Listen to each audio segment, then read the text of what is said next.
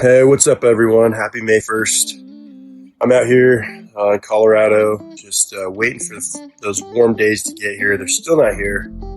There's freaking ice on my deck still. May 1st. Like, come on. Anyway, what I really want to talk about was that we're selling our Airbnb. We're selling our short-term rental. And a lot of people wonder why, and there's a lot of speculation out there about the market is oversaturated. I think you could pull up Airbnb pretty much anywhere and see that there is a ton of competition out there. And there's definitely, better ways to do it. There's right ways to do it and wrong ways to do it. And I think we did really well. All this actually to our listing. Right now, our Airbnb is for sale. It is listed on MLS. You can check that out. But ultimately, we look at every real estate investment that we have, and we're sort of grading it on ROI, or return on investment. And so if I look at that return on investment and I'm not able to beat the stock market, then why am I holding real estate? Why am I taking on the stress of having a short-term rental? And we managed it for a while, and then we had a property manager manage it. We didn't, we had a cleaner clean it. And so we were very uninvolved, but it was still just not making us the money that we needed it for the down payment that we had tied up in it, and also the renovations that we had tied up in it. And so when I look at those things, I calculate out depreciation, I calculate out the debt pay down, and so there's some internal rate of return that I'm looking at there. But ultimately, on paper at the end of the year, it looks like we lost around $5,000 each year. And you might think, oh my gosh, you lost around $5,000. But with the debt pay down, with the equity increase, we were making quite a bit of money.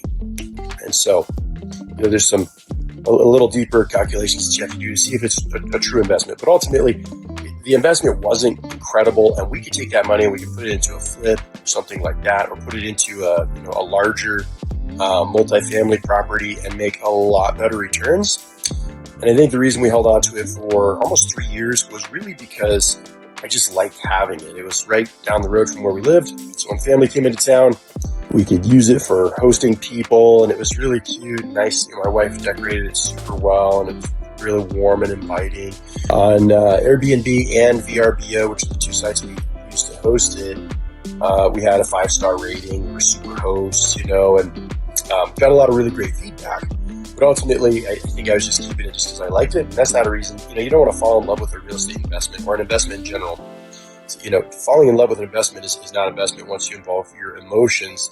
It should all be about the math. And so we're just selling that thing, and that's just, kind of looking at moving that money into other investments, maybe, long-term rentals or something like that, which I'm not against short-term rentals. I have a lot of friends who do them very well and are very, they're very profitable.